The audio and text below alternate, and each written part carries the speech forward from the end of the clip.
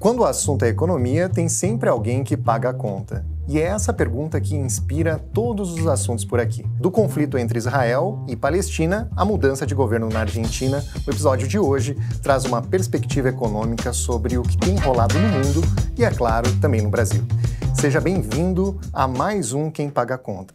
Pela primeira vez, recebendo uma convidada de fora, especial, a consagrada jornalista Juliana Rosa. Seja muito bem-vinda. Obrigada, prazer estar aqui com vocês, Luiz, uma honra e uma pressão aí, né? Especialistas aí na área, Felipe, minha fonte antiga, Andréia, Eric, sabem tudo, né? Você aí também, com muita informação relevante para a gente compartilhar. Espero contribuir aí um pouquinho com vocês. Muito obrigado, a honra é nossa. E nesse fogo amigo aqui, no bom sentido, a gente gostaria de iniciar justamente com você, falando de um tema relevante, atual, polêmico, Oriente Médio, um ataque recente que o mundo ficou perplexo do Hamas contra civis inocentes em Israel, vitimando aí pelo menos cerca de 1.500 pessoas, inclusive 3 brasileiros, iniciando assim uma nova ofensiva de Israel à Palestina. Como você tem acompanhado esse episódio do ponto de vista político e também econômico? Eu fiquei impressionada que quando começou o evento, o petróleo imediatamente na segunda-feira abriu com uma alta forte, mas nos dias seguintes voltou, né? A alta foi voltando, agora nos últimos dias começou a subir um pouco, mas você vê que não está no preço, né, como vocês chamam, uma disparada do petróleo. E que, no fundo, assim, conversando com muita gente aí no mercado, eu acho que você tem hoje uma percepção de que, conforme também o tempo vai passando, o risco de acontecer uma extensão do conflito, onde haja impacto ali nos produtores de petróleo, envolvendo principalmente o Irã. Enquanto esse risco não é colocado ali nos preços, o petróleo vai de boa, né? O dólar também chegou a subir, eu lembro na segunda-feira seguinte, depois voltou, o dólar está a R$5, né? Impressionante. Então, próximo de 5,20 ali, agora... Depois voltou, né? E o pessoal está falando muito mais de Estados Unidos, né? Quando a gente pergunta sobre dólar, inflação, juros e tal, do que a guerra. Agora, a guerra é guerra, né? Você não pode afirmar que não tem um risco. O risco existe, o risco é sempre grande e eu acho que talvez tenha uma visão, não sei se um pouco poliana, ali da situação, porque você tem um risco importante ali, né? Do Irã se envolver e aí você ter algum impacto ali no fornecimento do tal do canal do Estreito de Hormuz, por onde passa 20% da produção de petróleo. Então, você tem um risco ali. Então, não sei se o pessoal é uma torcida ou, de fato, não sei se vocês veem como um risco pequeno, por exemplo, do envolvimento principalmente do Irã, que teria o potencial para fazer com que o petróleo disparasse. Eric, os Estados Unidos aí está dando uma mensagem clara para o Irã, né? Todo mundo acha que o Irã ali, a predominância são os árabes, mas na verdade é persa, né? E que financia principalmente o Hezbollah, a parte ali de cima de Israel, mas também o Hamas. E os Estados Unidos dão um sinal claro ali, colocando seu armamento aí marítimo próximo, dizendo, olha, não entra, não mexe aqui com Israel que eu vou entrar, né? Como você analisando de fora, você tem visto essa possível intromissão dos Estados Unidos nesse conflito? Eu acho que a gente tem 2 momentos. O momento inicial do ataque do Hamas e depois toda uma expectativa de reação de Israel.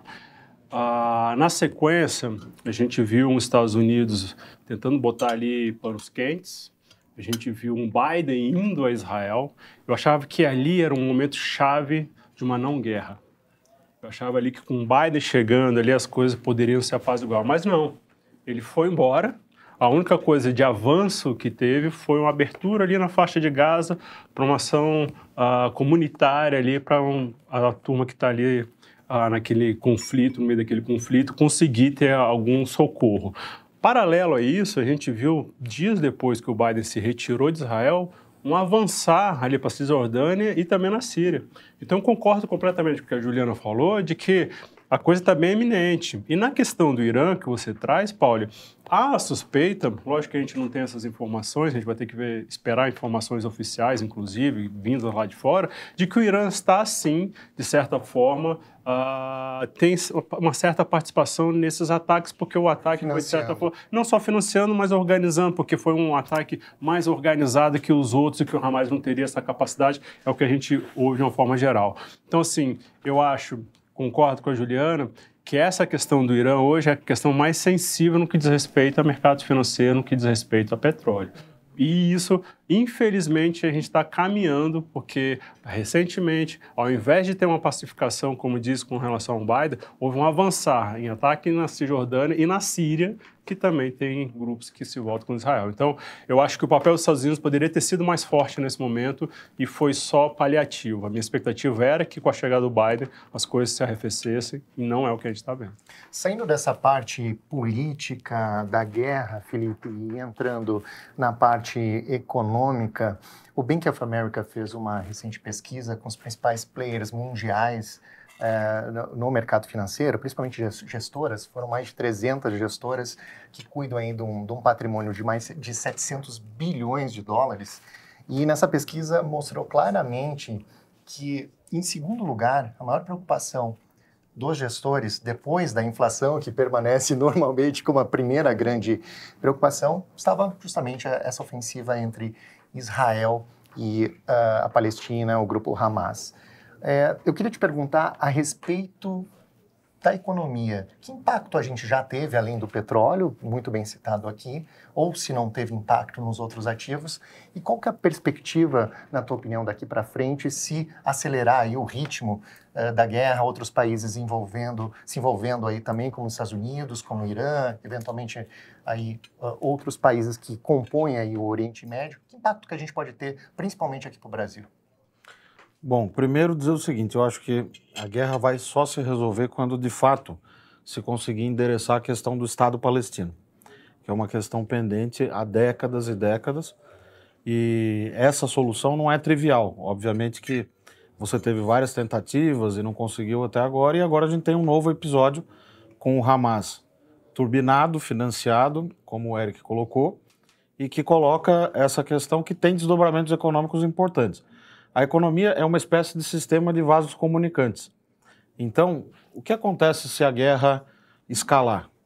Provavelmente a gente vai ter dois canais em que esses vasos comunicantes vão começar a estourar em vários países, em muitos países de uma vez só, e de maneiras diferentes. O primeiro é o chamado balanço de pagamentos. O balanço de pagamentos, ele resume todas as transações que são feitas e os capitais que se movimentam de um país para outro. E a outra, como o Eric e a Juliana já falaram, a questão do preço do petróleo, que afeta também a primeira, porque afeta a balança comercial, por exemplo, né? Agora, os efeitos em geral são nefastos, porque você tem os capitais todos, quando você tem uma guerra escalando, indo para o lugar mais seguro. Sempre tem um termo bonito em inglês para falar, né? Que é o flight to quality. Então os capitais vão para os Estados Unidos. E aí o que vai acontecer é que os emergentes vão sofrer, a nossa taxa de câmbio explode, etc, etc. Eu não acho que isso vai acontecer, mas o risco é esse. A gente tem aqui do nosso lado também a maior autoridade de inflação do Brasil, Andréia Ângelo. Andréia, eu queria pegar esse gancho aqui falando do petróleo. Queria te perguntar o impacto disso na tua visão na inflação, se já tivemos, isso a nível global e também no Brasil, e se teremos impacto para quem nos assiste em casa na bomba de combustível, no poço de gasolina, em relação a essa alta do petróleo. Assim como a Juliana começou falando, era esperado no final de semana, quando estourou a guerra, que os preços do petróleo fossem subir muito, porque o mercado coloca na conta e antecipa um estresse maior, né, do óleo. E não teve. Até na semana passada, a Petrobras, na verdade, caiu, né, teve uma queda de preço da gasolina na refinaria de 4%, e foi o que todo mundo inesperadamente leu como uma surpresa, porque o petróleo, desde o início da guerra, dia 6 de outubro, ele subiu 7%, em torno disso. E quando a gente teve a guerra da Ucrânia, os preços subiram ainda mais, por mais de 12%. Então, o petróleo, que ele estava lá estável entre 80 e 85, quando estourou a guerra foi para o 95. Mas a grande alteração do petróleo, ela veio desde o final de agosto, que teve uma alta gigante, mais de 15% de alta do petróleo, por conta justamente dos Estados Unidos. Que eu acho que o grande tema hoje é da economia norte-americana, que não está arrefecendo como é preciso, como ciclos, né, econômicos acontecem, que você tem uma alta da taxa de juros, já há algum tempo as economias avançadas, elas respondem mais rápido do que os emergentes, e com isso até o Fed começou a soar um pouco mais duro, né, e teve um movimento muito grande das taxas de juros dos Estados Unidos, que respondendo a esse movimento que vai tirando um pouco as quedas da taxa de juros, que sempre é o próximo movimento, depois de uma alta de taxa de juros vem a queda, e o mercado foi tirando isso da conta porque a economia norte-americana não está arrefecendo. E precisaria ter juros mais altos por mais tempo. E foi quando justamente o petróleo teve a maior alta, que ele saiu do 80, 75, foi para o 85 rapidamente, e agora ele parece que ele estabilizou num patamar mais alto. E é isso para te responder. O petróleo, né, ou a guerra tem efeito? Hoje, não. A Petrobras já até respondeu com a queda, né, do petróleo, da gasolina e não a alta. E acho que o câmbio está voltando, né? Então, a gente teve uma valorização do dólar no mundo, justamente por flight quality. Então, precificou de forma momentânea. E aí está voltando, exatamente. E o mercado todo, os ativos brasileiros, tanto o dólar quanto as taxas de juros aqui dentro, estão todas olhando justamente o movimento das treasuries, né, da taxa de juros norte-americana. Eu falo que é que nem na emergência, né, todo mundo é feito uma nada, né? Você não sai porque tá todo mundo correndo, você corre também. Vai na onda. Exatamente. Daqui a pouco você olha e fala, opa, peraí, será que eu não corri demais? Aí não exageramos muito? Certo, né? Aí volta um pouquinho, né? Exatamente. Agora, o que eu achei interessante, essa questão da inflação, saiu no documento Focus, no relatório Focus do Banco Central, uma previsão menor de inflação, justamente por conta da decisão da Petrobras de reduzir o preço da gasolina. E é difícil até traduzir para as pessoas um pouco isso, primeiro porque você tem uma situação que é instável ainda, então não dá para garantir que essa queda da gasolina não vai virar alta em breve, né? Embora não seja o cenário principal hoje, né? E no caso do diesel, as pessoas na hora pensam assim, bom, como é que a inflação vai cair se o diesel está subindo, né? O Brasil é muito mais dependente de diesel. A situação internacional hoje do diesel está pior do que a da gasolina. E o diesel, se o frete fica mais caro, né? Tudo que vai pelo caminhão fica mais caro, seja alimento, seja produto da indústria e tal, mas você não tem como medir imediatamente qual é o impacto da alta do diesel na inflação. Né, André? É interessante tentar entender assim, nossa, mas aumentou o diesel, o pessoal ignorou o diesel, porque o diesel tem um peso importante no custo, né, dos produtos, mas não é algo imediato e também não é algo que você consegue ver quanto que vai ser repassado para os preços finais, né? Para a cesta de consumo do brasileiro comum, nós todos, a gasolina pesa quase 5%. No nosso orçamento familiar. Já o diesel é pela logística da produção, exatamente o que a Juliana explicou. O diesel no IPCA não pesa nem 1%. Então, realmente, o impacto é maior na gasolina, mas indiretamente os preços pesam e vão pesar lá na frente, mas com uma diferença de tempo, que vai chegar até a comida do CEAGESP, o que vem, ou a produção da soja que sai lá do Mato Grosso. Pode não ser rápido, né? Mas pode não ser rápido, exatamente. Saindo do ponto de vista econômico aqui na guerra e voltando para o ponto político, Eric, você que é um especialista, aí nosso representante em Brasília, mas acompanhando também o cenário internacional, a gente vê uma tentativa desde a guerra, ali do início da guerra de Ucrânia e Rússia, e agora Israel e a Palestina, uma tentativa do governo brasileiro de propor um acordo de paz, né, ao mundo. Essa tentativa, como você colocou, da Ucrânia, faz parte de um enredo, faz parte de toda essa construção. A gente tem que lembrar que quando teve o ataque do Hamas em Israel, a gente estava sentado na ONU, né? Na questão de Conselho de Segurança. Conselho de Segurança. Então a gente estava ali comandando, a gente precisava tomar alguma posição, mesmo que foi uma posição que até foi delegada. O Brasil abriu para os demais, para ouvir os demais, para fazer um documento que depois acabou não se avançando com até a participação dos Estados Unidos contrária. Mas a gente vê que é uma tentativa de uma nova construção da política externa, de um novo momento de política externa que o Brasil tenta se posicionar. Eu acho que o Brasil não tem tanta relevância, se a gente olhar para o mapa mundi, e interferir numa Ucrânia, numa guerra da Ucrânia.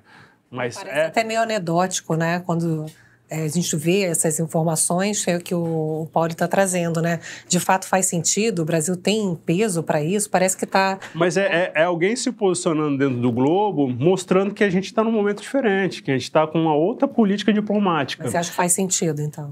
Eu acho que faz sentido não por peso de interferência, mas para galgar outras posições que o Brasil hoje tenta dentro das questões internacionais. Então, assim, e aí são assentos na ONU, são assentos na OCDE, são essas outras questões. O Brasil, acho que quer mostrar que é friendly, quer mostrar que está no play. Isso é bom, mostrar quem não é visto não é lembrado, aquela velha história, né?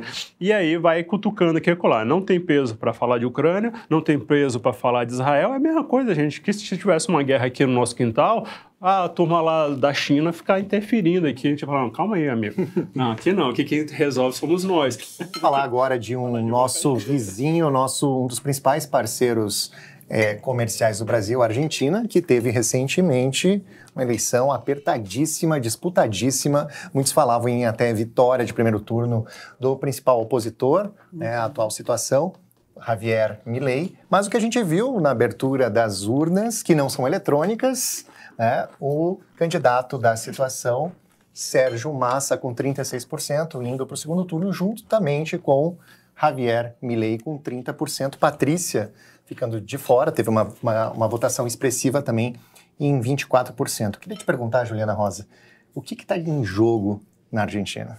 E a informação de bastidor que eu tenho, que todo mundo gosta sempre do bastidor, da fofoca, né? É que hoje, conversando com o pessoal da equipe econômica, eles falam para mim que eles ficaram surpresos de forma positiva, porque eles achavam que o Milei poderia ganhar em primeiro turno. E o que a discussão econômica, não sei se o Felipe concorda, pelo que eu senti um pouco, era assim, o Milei é considerado meio folclórico, assim, meio Bolsonaro, né? Louco. Louco. E aí o pessoal que fala que não, vai ser bom para a economia e tal, eles falam, não, mas é como o Bolsonaro, ele fala muito e tal, mas é muito da boca para fora na hora de fazer, não vai fazer aquilo tudo e tal. Mas o pessoal que está ali mais no governo, né, que tem uma outra visão econômica, acha que, no final das contas, pode dar muito ruim com o Milei, porque não é só o fato dele... o que ele vai falar e fazer, mas o quanto que a proposta dele de dolarizar completamente a economia, se isso vai se manter, os bancos podem simplesmente não emprestar dinheiro e uma economia, né, argentina sem dólar seria como se fosse um choque de 1000% nos juros e a recessão econômica seria profunda. E aí o pessoal fala, não, mas tem que ter recessão mesmo, né, quem defende o Milei, porque aí é isso que vai puxar a inflação para baixo. Aí o pessoal da economia aqui no Brasil fala assim, não, mas olha, a gente não precisa de um remédio tão radical. A gente, aqui no Brasil, tivemos o Plano Real, foi possível baixar a inflação sem levar o povo da Argentina, que já sofre há tanto tempo, a mais um sofrimento, a mais pobreza. Então, eles acham que a própria sociedade argentina não aceitaria um plano onde provocasse uma recessão brutal e, né, aumentasse o sofrimento ali deles. O que eu ouvi da equipe econômica era assim, olha, Juliana, se não tiver elementos para piorar, já tá bom. Tipo, nem eles talvez acreditem que pode melhorar a beça com um com o outro. Com o Milei, eles acham que pode ser pior do que o que está hoje. Que é incrível, né? A gente imaginar, o cara foi em primeiro lugar nas eleições com a inflação a 130%, né? Como é que pode? Felipe, a Juliana citou uma das principais propostas do Javier Milei é a dolarização, né? Mas qual é o impacto disso? Será que o argentino vai ficar mais pobre ainda, só que agora em dólar? Essa é uma questão interessante, porque nós, nos anos 90, conseguimos, com todos os nossos problemas, parir uma das maiores joias da política econômica chamada Plano Real. E nesse mesmo período tinha um ministro chamado Domingo Cavallo, que fez um plano chamado Lei da Conversibilidade. É a quase dolarização. Foi aí o ovo da serpente, quando a serpente pôs o ovo, que depois eclodiu e nasceu essa serpentona que nós estamos vendo aí agora, que é essa crise argentina, que mesmo com o Macri, por exemplo, tendo sido eleito alguns anos atrás, tomou um empréstimo de 57,3 bi de dólares do FMI, não conseguiu resolver. E depois volta o peronismo, não consegue resolver também. Por que que esse é o ovo da serpente? Porque quando você fez a lei da conversibilidade, você equiparou o peso argentino ao dólar, mas não fez aquilo que o Plano Real fez, que foi dar o valor devido à própria moeda. Como é que nós conseguimos fazer isso? A gente inventou uma nova moeda chamada Unidade Real de Valor, a URV, e por 6 meses ela era uma moeda só contratual. Depois é que você passou a emitir a moeda para valer, que era o real. Tinha uma transição ali. Teve uma transição, todo mundo passou a confiar na moeda. Claro que você ficou com a âncora cambial, Sim. segurando a paridade, mesmo com um nível baixinho de reservas internacionais. Que ano que foi isso, Felipe? Isso foi em 94 o Plano Real, e depois o câmbio foi segurado até 99, quando entra o Armínio Fraga e aí solta, muda para regime de flutuação do câmbio e coloca o juro na lua para conseguir substituir a âncora cambial, né? Porque não tem Mas a Argentina, com a lei da conversibilidade, não fez isso, ela fez só a primeira parte. Tanto que não resolveu o problema. O Cavallo volta a ser ministro em 2001. Aí ele faz uma coisa que nós fizemos no Plano Collor, chamado Corralito, que aqui ficou conhecido como sequestro das contas correntes e das poupanças. E também não deu certo, porque era uma ideia baseada na teoria monetarista que você tem que tirar o dinheiro de circulação para controlar a inflação. O que aconteceu com tudo isso, né? E como isso explica onde a Argentina está hoje? Aconteceu que o dólar tem muito mais força lá do que o peso argentino. Eu fiquei chocada que o dólar é mais de 1.000 pesos, né? 1.100 pesos hoje. Gente, é E a taxa de câmbio oficial é 350. 350. E o real passou de 200. 200. Sim. Com R$1 você compra 200 pesos. É bom para comer lá aí, né? Para comprar, acho que para vinho é bom. Sim. Aliás, eu queria fazer até um agradecimento, falando em vinho, a Gran Cru, que fez, de novo, mais uma vez, nos cedendo aqui esses vinhos especiais. Muito obrigado. A minha já até acabou, gente. Você também. O que eu acho é o seguinte, é que esse problema da Argentina não vai ter uma solução fácil. Agora, a dolarização, isso eu tenho certeza, não é o caminho para resolver o problema. Por quê? Porque a dolarização vai retirar da Argentina todo o poder de controlar a inflação. O Banco Central faz o quê? A única coisa que o Banco Central pode fazer é colocar e tirar dinheiro da economia, aumentando o custo do dinheiro, que é a taxa de juros. Se eu dolarizo a economia, eu não tenho mais Banco Central. Pode fechar o Banco Central da República Argentina e jogar a chave fora. Então a dolarização dele, né? parece uma proposta correta, mas é aquele tipo de coisa que é solução simples, fácil e errada. E tem que ter vontade política, né? Tem, Como porque... foi no Plano Real. Mas Exato, então, porque a raiz do problema é fiscal. Mas eu quero saber aqui, Andréia, como que um candidato que era ministro da Economia, com a inflação em 140% ao ano, fica em primeiro lugar nas eleições, no primeiro turno. Bom, o que eu tenho para te explicar é que as pesquisas de qualidade, né, que eles qualificam o governo, são os piores níveis, assim, para sempre, né? Mas eu queria só entrar num detalhe que eu acho que é interessante, é voltar um pouquinho na história e pensar assim, como que a Argentina chegou lá, né? Eu acho que é interessante a gente falar disso, para ver que exatamente não existe solução fácil, mas eu acredito que medidas são... não é fácil você falar assim, olha, você acredita que em 100 anos de Argentina, só 10%, ou seja, 10 anos, tiveram superávit primário? E aí, você sabia que 55% dos aposentados lá, eles não contribuíram para a aposentadoria? Você sabia que a gasolina aqui no Brasil é mais barata lá na Argentina do que no Brasil? Então, assim, eles têm um subsídio enorme. Até outro dia eu li uma Mas esse que até a piscina de Palermo, né, que é um bairro mais de classe média altíssima, ela é subsidiada pelo governo. Mas esse não é o perigo do populismo atual? Exatamente. Então, assim, o Milei entra com uma bandeira de que ele quer quebrar esse populismo, que vem Corte de gastos. Kirchner, vem o Macri que não conseguiu, veio o peronismo, isso, muito antes, né? Peronismo, isso, veio a Cristina Fernandes, aí o Macri veio, olha, e aí? Ele veio cheio de reforma para ser feita e não fez nada. Então, eu acho que ele entra com essa bandeira, que querendo ou não, o paralelo que se faz não é à toa com o Bolsonaro, de que, olha, eu vou ajudar, eu vou entrar vou fazer reformas, eu vou endereçar os problemas, vou tentar, enfim, entregar alguns tipos de superávit primário e tirar um pouco de subsídio do populismo. Porque é isso que eu falei. Porque a Argentina, ela é pobre? O Brasil é mais pobre que a Argentina. O PIB per capita da Argentina é maior que o nosso. É maior que o nosso. E você falou dos 100 anos, um pouco antes disso, há 110 anos atrás, inclusive a Argentina chegou a ser a 6ª maior economia do mundo. Exatamente. Então, assim, eu acho que não é à toa, né, obviamente, onde eles chegaram. Então, vem muito gasto, vem muita inflação de demanda. E a inflação corrói o mais pobre, gente. A gente sabe quem paga a conta. Porque quem é classe média lá, e que é a maioria da população, eles pegam o dólar, eles guardam embaixo do colchão, conseguem fazer qualquer coisa. Agora, essa história de dolarizar a Argentina não tem como. Assim, não tem reserva internacional. Assim, não tem. Então, eu acho que um pouco é aquele jeito que o Bolsonaro vem, que também eu vou cortar os ministérios, eu vou... Não vai, é o peso da caneta, Sabe, eu só acho que, assim, ele é radical, eu concordo com tudo que vocês falaram.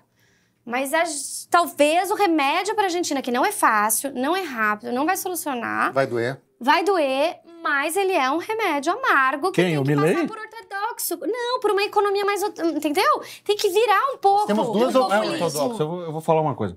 O Milei não é ortodoxo. Ortodoxo era o Macri. E ele conseguiu fazer alguma coisa? Não. Calma, o Milei é libertário, é um negócio que, Banco Central não serve pra nada. Vou tomar um vinho a mais. Imagina que sandice. O Banco Central não serve pra nada. Tá bom, ele sabe mais do que o mundo inteiro sabe sobre economia. Eu sou a pessoa do meio do caminho, entendeu? No meio do caminho a gente não teve, que poderia ser a Patrícia, né? Que não entrou, o argentino teve essa oportunidade e não entrou no... Aí você bota um cara que vai botar a população ainda mais pobre, vai provocar uma pobreza. É muito fácil olhar número. Por trás dos números tem pessoas. Eu queria inserir o Eric aqui na discussão também sobre a Argentina, e o Eric tem muito conhecimento acerca desse tema. Existia um economista consagrado americano, já falecido, inclusive ganhou o prêmio Nobel de Economia, que era o Simon Smith, que ele disse que existem 4 tipos de países: os desenvolvidos, os subdesenvolvidos, o Japão pela estagnação e a Argentina pelo caos. Ele falou isso há muito tempo atrás e a gente vê que nada mudou, né? Quem que paga a conta no meio desse caos, Eric? Eu acho que a Juliana cantou a pedra, eu acho que é a sociedade de uma forma geral. Então eu acho que o Milei vai fazer esse discurso para a plateia dele, para o público. Eu acho que ele, pelo tudo que vocês falaram aqui, ele vem com um discurso na tentativa de ser o disruptivo. Tudo que vocês viveram até agora eu vou virar uma guinada. Então, nessa guinada, todo mundo está sufocado, a sociedade está sufocada, a inflação, não consegue pagar a conta, final do mês de desemprego. Eu estou aqui, a minha solução é essa, é uma solução radical. Eu acho que, eu estou falando de estratégia política, tá? A estratégia política, ele falou, eu sou disruptivo e eu vou para esse extremo aqui. Então, e dentro disso, ele vem com posicionamentos, inclusive que diz respeito ao Mercosul, e aí entrando um pouco do que até a Juliana falou. Hoje, a equipe econômica olha mais na linha de que pode ser o day after disso. Não acho que vamos ter ruptura. Não é um caminho para sanar o problema da Argentina e ir por qualquer ruptura. Acho que no final do dia ele vai fazer essa balança. Vem cá, eu estou ganhando ou estou perdendo com o comércio exterior com o Brasil? Eu estou ganhando?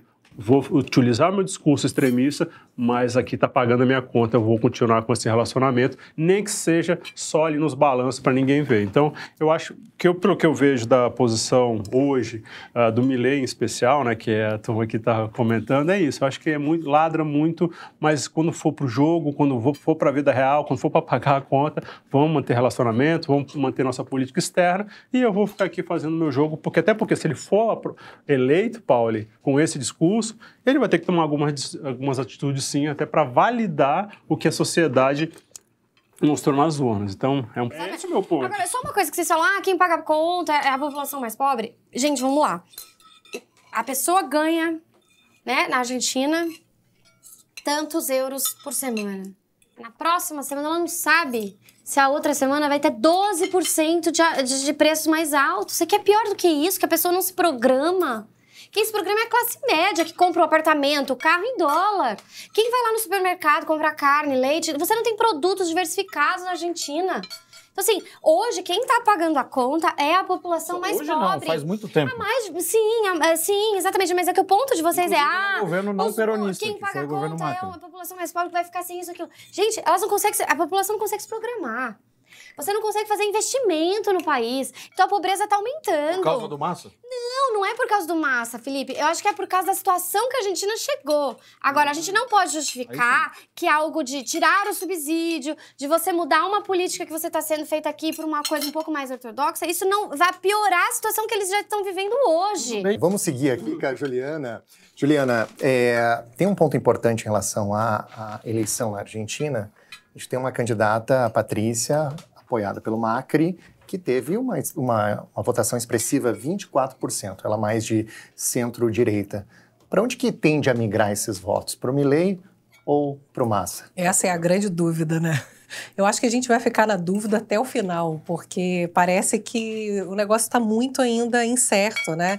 Pelo que eu li também, que não é a minha área aí política, parece que a gente vai ficar até o final ali, né? Sem saber exatamente qual vai ser o resultado, como foi agora surpreendente, né? Então, é realmente uma dúvida, acho que ninguém tem essa resposta, Já né? tem inclinação para apoiar alguém? Ou ela vai... Não, assim, ó, Por enquanto, mais não. perto Apoiar do o que ela Moro. apoiaria pelas políticas dela seria o Milei. Porque acho que o Massa acho que não tem negociações. Aí, se 10% dos votos dela forem para ele tá eleito. 10%. É de quanto? Dos 20... bom... Ela pegando teve número de votos, mas ele 23,6%. teve quase 24%. Ele tá eleito. Agora, E ela, assim, sabe o que é dizem que ela curioso? vai ficar mais neutra, né? Acho A que Patrícia vai ficar mais vem neutra. do peronismo. A Patrícia vem do peronismo e faz uma trajetória da esquerda para centro-direita. Aí você pode Pena que ela não foi explicar pro segundo turno. o que é peronismo? Eu até tentei estudar isso hoje, porque existe peronismo de esquerda, peronismo de direita, peronista de centro. Perón foi 3 vezes É o que presidente isso, da Argentina. Ah, Uma vez eleito, outra vez como ditador e outra vez eleito de novo. Então tem uma escola peronista muito grande, mais ligada à esquerda, mais ligado ao populismo. mas tem peronista até de direita, que é o Carlos Menem, né? Carlos Menem, que foi nos anos 90, aquela coisa da lei da conversibilidade com o cavalo, foi no governo... Seria Deu como certo. talvez um Haddad, o não tão esquerdista dos esquerdistas. Moderado. Mais ou menos essa analogia. Entendi. Obrigada por explicar, porque tá tenso aqui, entendi. Inclusive é difícil tentar encaixá-lo, né, na política brasileira e você conseguir encontrar alguma comparação. Difícil. Juliana, continuando aqui e trazendo agora a pauta mais para o Brasil, a gente teve aí a ausência do Arthur Lira, 2 semanas viajando em pauta oficial, e parece que tudo ficou congestionado no Congresso, na Câmara dos Deputados, com pautas importantes ainda e que mereciam apreço ainda esse ano, e o Natal se aproxima, a gente sabe que dezembro fica um pouco mais esvaziado o Congresso e tudo mais, mas a gente tem aí reforma tributária, a gente tem aí taxação de offshore, a gente tem aí JCP, a gente tem aí LDO, a gente tem ali o LOA, a gente tem tanta coisa importante, tanto assunto importante, tantas pautas importantes para votar. E a minha pergunta para ti é o seguinte, dá tempo ainda de fazer tudo isso esse ano? Essa é difícil. Tá apertado, realmente, mas acho que alguma coisa vai ser aprovada. Não sei, a gente estava discutindo um pouco antes, reforma tributária ainda está complexo, né?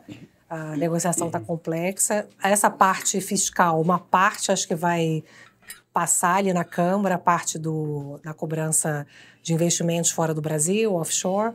A parte do JCP, eu acho que essa parte vai passar.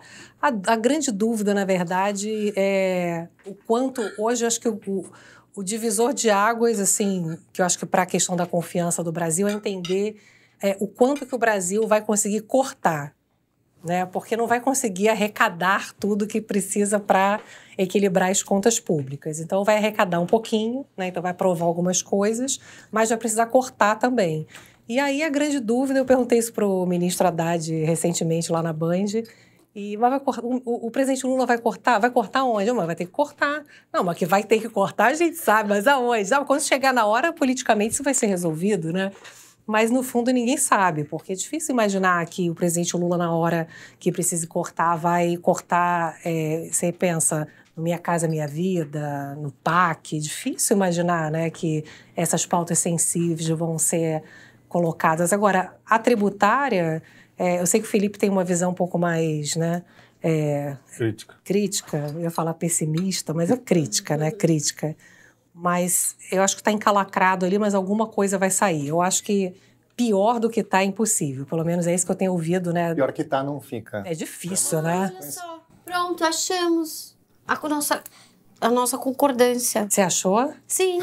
Tem uma frase do Vanderlei Luxemburgo, que outro dia um economista que citou para mim, que eu decorei, que eu achei engraçado, que era: o medo de perder tira a vontade de ganhar. Olha só, grande luxa. Né? Grande luxa, né? Eu tive que ter falado com a voz dele, né? Não sei. Desempregado agora.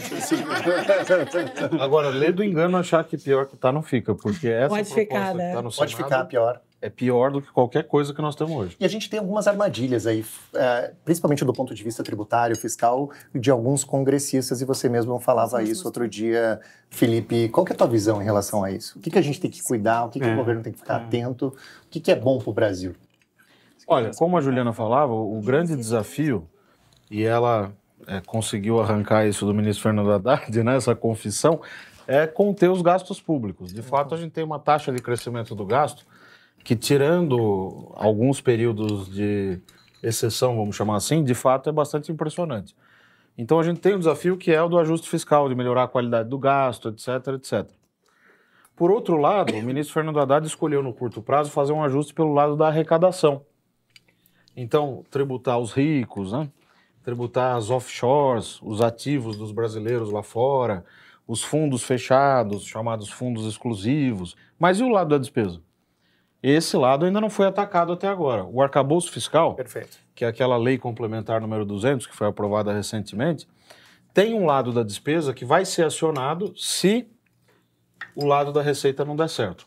Então, se a chamada meta fiscal, receita menos despesa, sem considerar o juro da dívida, não for cumprida no ano que vem, então você aciona certos gatilhos, né, que vão fazer o gasto ser contido. Resta saber se o presidente Lula vai aceitar isso.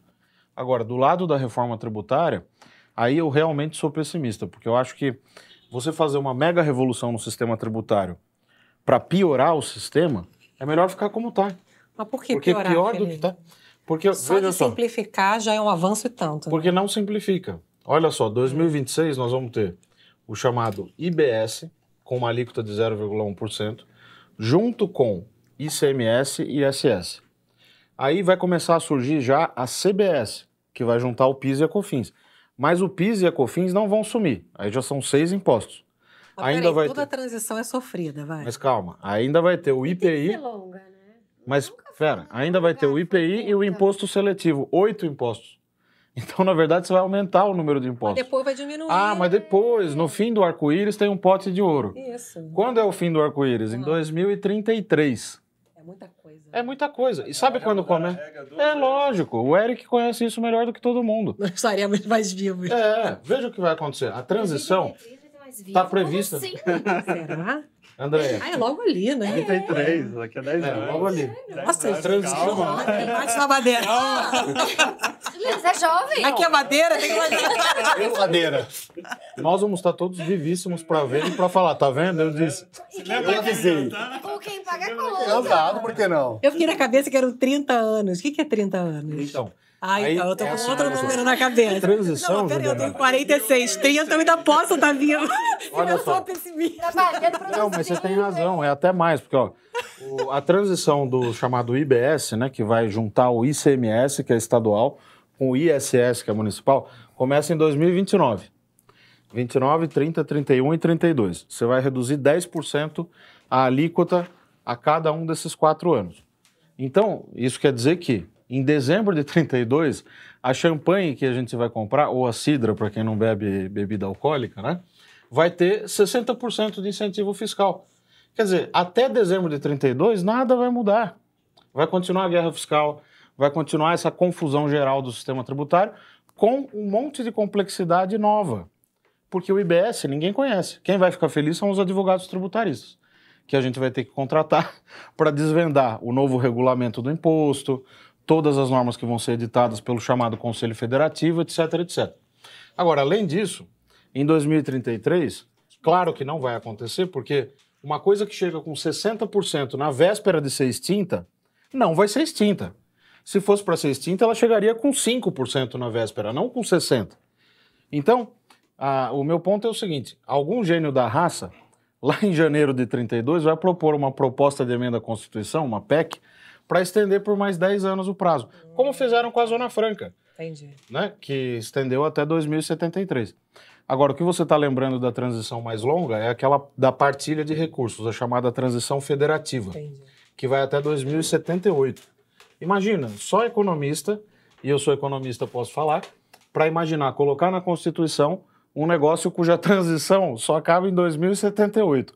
Eu vou estar vivo, com 91 anos, mas não sei se todo mundo vai estar. 78? Quantos você tem? Para de mentir, Felipe. 36. Não, O Fernando Haddad foi entrevistado recentemente e foi questionado bastante em relação... E aí, o que o governo vai cortar? Quais são os gastos, né?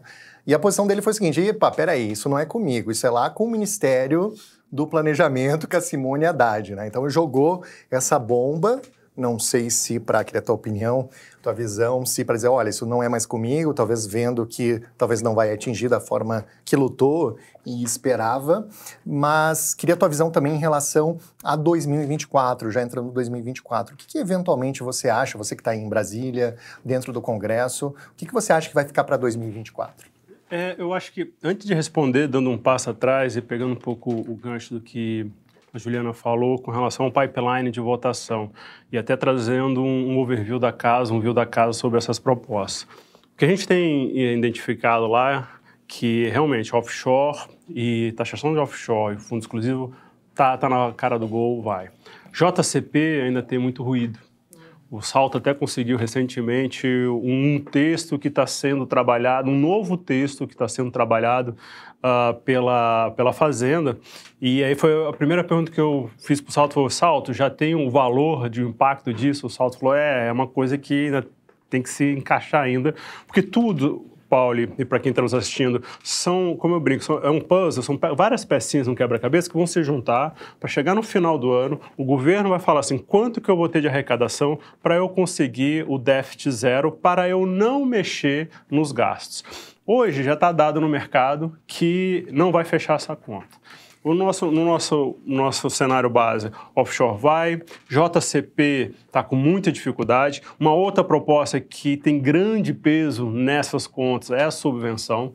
Eu e o Felipe Salto temos participado de várias reuniões com parlamentares, com o pessoal lá de Brasília, e todo mundo está botando muita dificuldade. Então, assim, essa conta não vai fechar.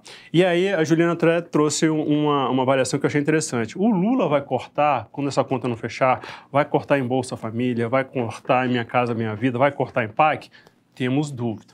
Aí, se não cortar, aí vai para onde o corte? Para as emendas. O que é emenda? Emenda é o recurso que o parlamentar tem para levar lá para a ponta para ele tentar a reeleição dele. É normal, é do jogo, faz parte.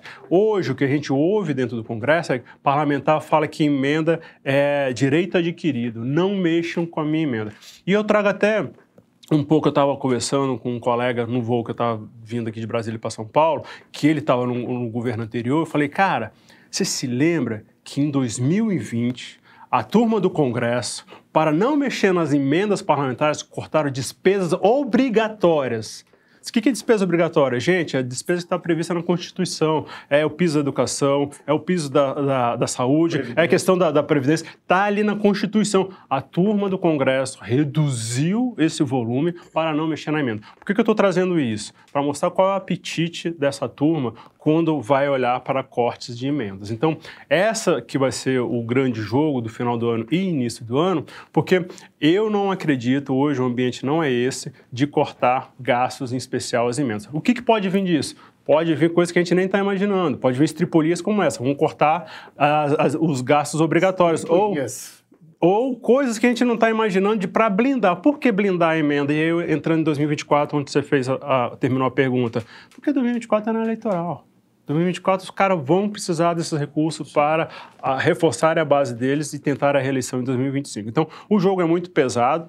A não cumprimento da meta vai ter um impacto muito grande, o Salto sabe disso, vai ter um impacto muito grande no mercado financeiro e vai ser essa tensão até dia 1º de janeiro. Então, assim, só para concluir, a gente não está com um sentimento de que os políticos, a classe política lá em Brasília estão com vontade de cortar gastos, e aí a gente vai ter que ver como vai ser feito. Se o Haddad está fazendo algum movimento de botar a culpa para terceiro, eu acho que vai ficar uma coisa assim mal colocada, porque no final quem faz as contas é a Fazenda, que no final das contas quem apresenta os resultados é a Fazenda. Botar para um terceiro por planejamento, dizer onde é os cortes e terceirizar esse desgaste, acho que não vai colar muito para o mercado, não. Eu queria fazer esse gancho, Juliana. O Eric Decati falou sobre 2024, um aceno aí para as eleições das prefeituras, dos prefeitos e também dos vereadores. E falando em aceno, o governo Lula deu um aceno grande já pro Centrão ali, entregando alguns cargos, alguns ministérios e tudo mais. Nesse jogo que o Eric comenta, o que muda? E se isso esse aceno pro Centrão, na tua visão, pode impactar a eleição de 2024? Boa pergunta também, porque o que a gente vê ali na visão econômica dessa mudança de peça é que até o que eu ouço muito é que o governo Lula demorou a entender, né, que precisava abrir espaço para poder governar, porque o PT é muito visto, né, como tudo meu, né, o cargo é tem uma dificuldade de... O PT é guloso. PT é guloso, dividir, né? E, no fundo, a gente sabe que não foi o PT que foi eleito, né? Foi uma coalizão. Perfeito. Né? PMDB junto e tudo mais. Exato. Então, PSD apoiando o Tarcísio aqui e apoiando o Lula em Brasília. É verdade. Então, acho que demorou a entender e finalmente eles entenderam que ou eles abriam espaço ou eles não conseguiriam governar. Então, daqui para frente, parece que, né, você tem ali um pouco mais de espaço para votar minimamente alguma coisa, porque senão o negócio não ia para frente. Demoraram a entender ali, né? Essa coisa das emendas, o pessoal vai dar entrevista, né? Os políticos, eles falam, né, que hoje eles não dependem mais como dependiam antigamente do governo. O governo podia segurar, né, as emendas. Agora as emendas são obrigatórias e eles recebem. Tem um ponto que é interessante a gente conversando com parlamentares da planície. Foi assim que eles se classificaram, achei bem interessante. Há um sentimento dentro da casa, e a gente vai ver isso com muitas mudanças na regra do orçamento. E aí entra nessa questão da impositividade das emendas. O que é impositividade? O governo é obrigado, sim, a liberar as emendas, mas o time da liberação... Ele pode segurar, né? O time da liberação ainda está com o presidente. Ele que vai. Agora o Salto foi meu amigo, eu libero um pouquinho. O Paulo ainda não é meu amigo, segura aí na fila, vou liberar para a Juliana. Esse jogo é pesado, porque lá na ponta, se os dois são dois candidatos à prefeitura lá em Jaraguá, se eu dou o primeiro recurso... Gostei do exemplo, hein? Se eu dou o primeiro... Santa Catarina, Se eu dou o primeiro recurso para o Salto vai fazer as benfeitorias em Jaraguá do Sul. Se eu dou pro Paulo, né? Jaraguá do Sul. E se eu dou depois, no final do ano... não esquece jamais. Correr até uma lágrima agora. Nostalgia, né? Se eu dou...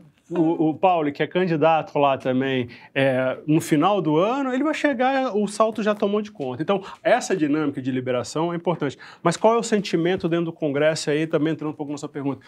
Direito adquirido. Essas emendas eu já tenho direito, independente se sai em janeiro ou em dezembro, eu tenho esse direito. E tem um outro ponto que a gente também, conversando com os parlamentares lá em Brasília, seguinte, esse espaço é nosso também. A gente tem que mais que dar mesmo, porque se não der, a gente é proporcional ao espaço dentro do Congresso, é proporcional ao espaço dentro do Executivo, dentro da esplanada. Se não der, amigo, vai ter barulho. Então, se ele está dando porque é obrigado. E aí, dentro dessa lógica que você colocou do PT, que o PT é fominha, a gente também ouvindo que uma palavra de Brasília é o seguinte, tá bom, Juliana, você é do Centrão, leva o Ministério X, mas abaixo disso, as secretarias, as fundações, aonde está a grana? É petista, petista, petista, petista. E a galera fica assim, porra, eu não levei de porteira fechada. Então, assim, aí que eu ainda tenho dúvida, Paulo, respondendo de uma forma bem pragmática, se esses gestos recentes de reforma ministerial e liberação de emenda vão ser aquilo que vai solucionar a votação de todas as propostas. Como eu trouxe na parte anterior,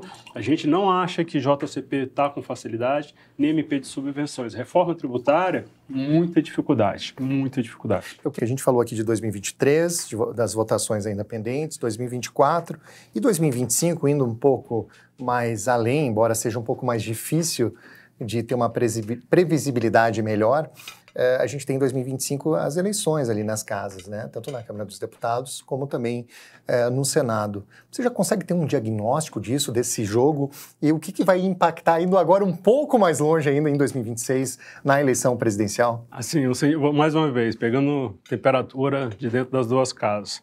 Turma, a gente só tem mais, acho que 8 meses de Congresso. Que são 8 meses? Os 3 últimos meses agora, final do ano, e mais 5 do próximo. Chegou em junho, fechou o Congresso, porque a turma vai sair para a eleição municipal e o resto da turma que ficar vai articular para a sucessão. E a briga vai ser feia. Quase que eu falei um palavrão aqui.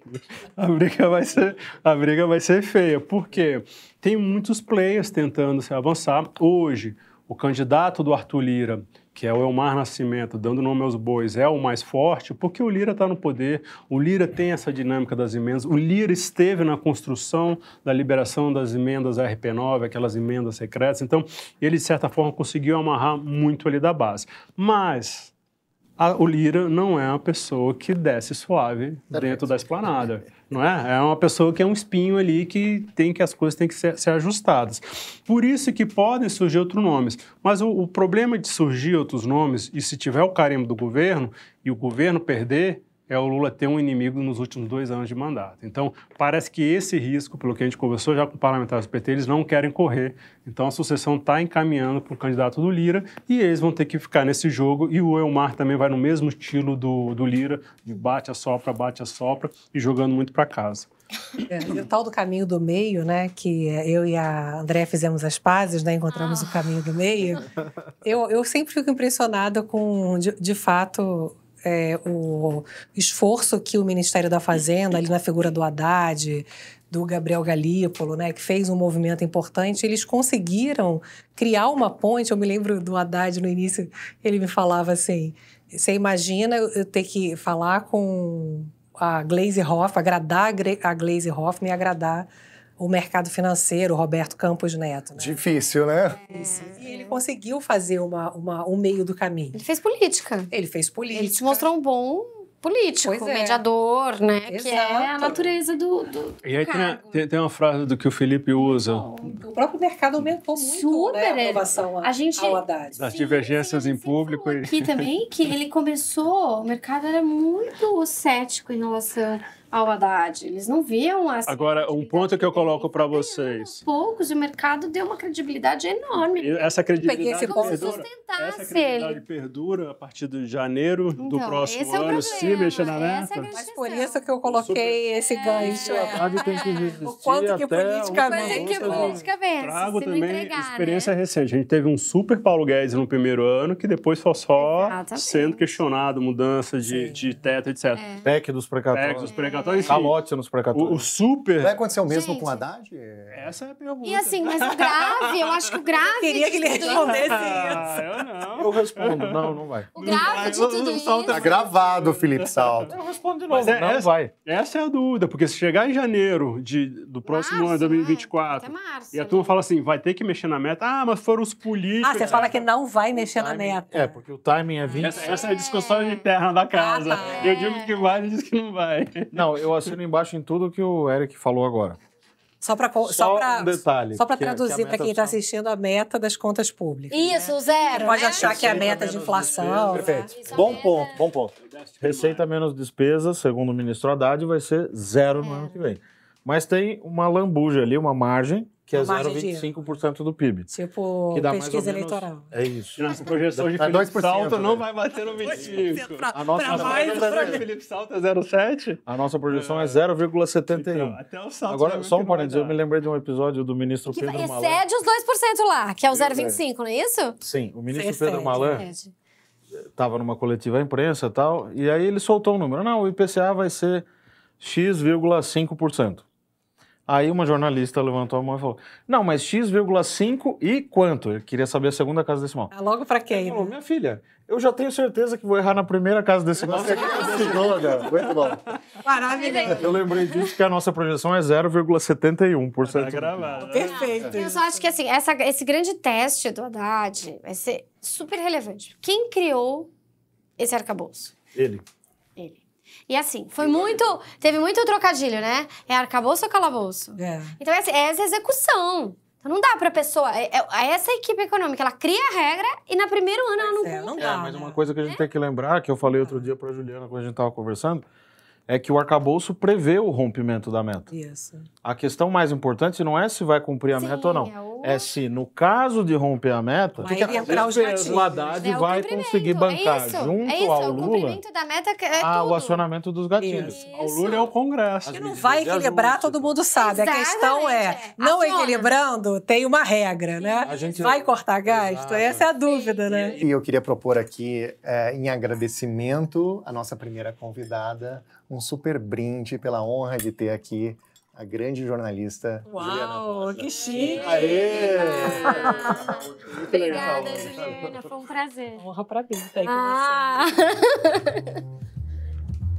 Meu nome é Luiz Pauli, apresentador e CIO na Warren Investimentos. Obrigado pela sua audiência. O Quem Paga a Conta é uma produção da Warren. Nos vemos no próximo episódio. Até lá!